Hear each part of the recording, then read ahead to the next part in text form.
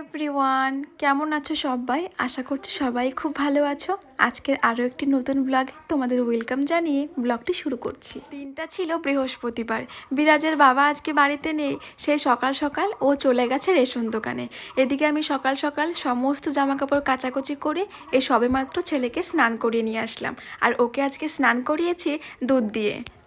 তো এই যে এটাই, ছেলেকে ঘুম পাড়িয়ে রেখে গিয়েছিলাম স্নানে। এসে দেখি ছেলে আমার উঠে খেলছে। ভেবেছিলাম কটা ভাত খাবো, এখন দেখা যাক কি করি। তো চলো তোমরা দেখতে থাকো ভিডিওটা, আশা করছি ভালো হবে। আর আজকে ওর বাবাও নেই, সো ওর বাবা না থাকলে আমার একটু কষ্ট হয়, কারণ যদি ওর বাবা থাকে তাহলে ওকে একটু ধরে, আর আমি সেই টাইমে হয়তো স্নান বা ঘরের অন্য কাজ টাজ এগুলো করতে পারি। আর না থাকলে আমার একটু প্রবলেম হয়, ওই যে একটু পর পর আওয়াজ করবে, নয়তো একটু কাদু কাদু ভাব, নয়তো একটু মুখটা মানে কি বলবো, ছোট্টখানি একটুখানি হয়ে যায়, যাকে বলে মুখটা গম্ভীর, মানে মন খারাপ হয়ে যায়। ওই দেখো কি করছে, দেখো আমার বাবা। এই হচ্ছে ব্যাপার, কি আর করা যাবে। ছেলেকে ওদিকে নিয়ে আছে ওর দিদি, আর খুব জোর খিদে পেয়েছে। এখনও দিদির রান্না পুরোপুরি কমপ্লিট হয়নি, তাই ভাবলাম চলো আজকে কয়েকটা গোলা রুটি বানাই। গোলা রুটি দুধ দিয়ে খেতে আমার ভীষণ ভালো লাগে। কয়েকদিন ধরে ভাবছিলাম যে গোলা রুটি বানাবো, কিন্তু আজকে বানাই কালকে বানাই এই করে করে আর বানানো হচ্ছিল না।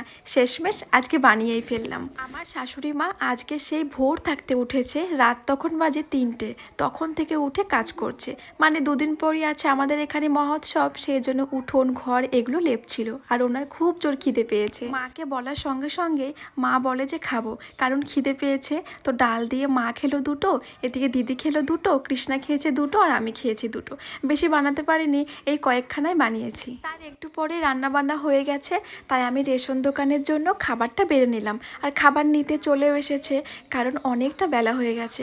আর ওরা যেহেতু খুব সকাল সকাল যায়, ওদের না খুব জোর খিদে পেয়ে যায়। হ্যাঁ, আমার ভয়েসটা শুনতে তোমাদের একটু অসুবিধা হতেই পারে, কারণ তোমরা তো এখন সবাই জানো যে আমাদের বাড়িতে প্রচুর লোকজন, একসঙ্গে অনেকজন থাকলে চিৎকার চেঁচামেচি এগুলো হবে, এটা তো স্বাভাবিক। তো তোমরা প্লিজ একটু ম্যানেজ করে নিও, কেউ কিছু মনে করো না। বলো তো, যেদিন আমাদের রেশন থাকে সেদিন যদি আগে আগে একটু খাবারটা পাঠিয়ে দেওয়া যায় তাহলে কি যে শান্তি লাগে, কি আর বলবো। যাই হোক, এটা হচ্ছে তার পরের দিন সকালবেলাতে। তো আমার পাখিটা একটু ঘুমিয়েছে। আর এদিকে কৃষ্ণা অনেক দিন হলো যে স্কুলে যায় না, তাই ওকে বলছিলাম যে তুই আজকে অন্তত স্কুলে যা। প্রায় 1 মাসেরও ওপরে হয়ে গেছে যে স্কুল টিউশন কোনোটাতেই যায় না। এদিকে দিদি করছে স্নান, যাবে মহোৎসবে, আর আমি কটা ভাত বেড়ে নিলাম। সবার ফার্স্টে আমিই খাচ্ছি। তো আজকে বাড়িতে রান্না হয়েছে পেঁপে দিয়ে ডাল, আলু উচ্ছে ভাজা, আর এখনও হয়নি, তোমাদের ভুল বললাম, দিদি এখনও কুমড়ো ফুলে বড়া ভাজছে। তো ওটা যেহেতু হয়নি আর ছেলে ঘুমিয়েছে, ওর জন্য আমি খেয়ে নিলাম। ভাই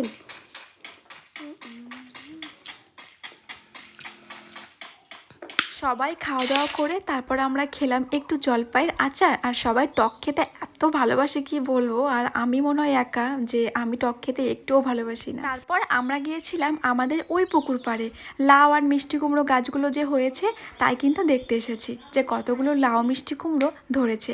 প্রচুর লাউ এসেছে, মানে এখনও ছোট ছোট, সবেমাত্র জালি এসেছে, আমরা তো জালি বলে থাকি। যাই হোক, চলো আজকের এই ভিডিওতে তোমাদের কয়েকটা কমেন্ট পড়ি।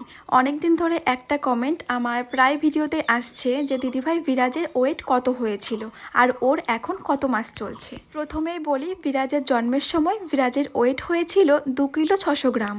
আর বিরাজের এখন বর্তমান বয়স, ওর এখনও 6 মাস পুরোপুরি হয়নি, মানে পূর্ণ হয়নি, এখনও 1 উইক বাকি আছে 6 মাস পূর্ণ হতে। তারপরে একজন কমেন্টে বলেছে, দিদি তোমার ভিডিও আমি তোমার প্রেগনেন্সি টাইম থেকে দেখি, অনেক ভালো লাগে তোমার ভিডিও দেখতে, দিদি আমার ভালোবাসা নিও। আমার নাম রুবি। এই তো রুবি, তোমার নামটা নিলাম, আর আমার তরফ থেকেও তোমার জন্য অনেক অনেক ভালোবাসা রইল। তো দেখো, আমরা কিন্তু চলে এসেছি পুকুর পাড় থেকে, আর দিদি দুটো কুমড়ো নিয়ে এসেছে, তার মধ্যে একখানা কুমড়ো পচা বেরিয়েছে।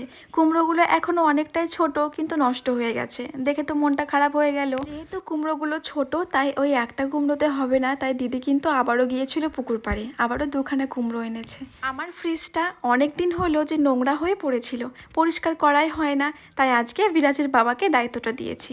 বলেছি তুমি আজকে আমার ফ্রিজটা পরিষ্কার করে দেবে, তাই দেখো ও লেগে পড়েছে ফ্রিজটা পরিষ্কার করতে।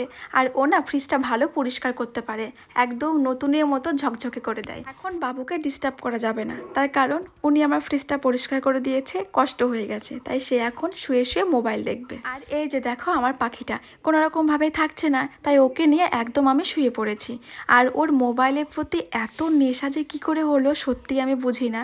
আমি কিন্তু কখনো ওর সামনে মোবাইল দেখি না, কিন্তু তবু মোবাইলের যে আলোটা দেখবে অমনি চোখ বড় বড় করে তাকিয়ে থাকবে। মেখেছি একটু শুকনো শুকনো করে, এভাবে খেতে ভালো লাগে।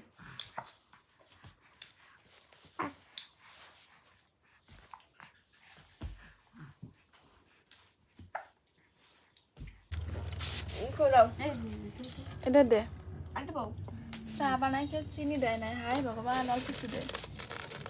তাই ওই কি যে কম হচ্ছে।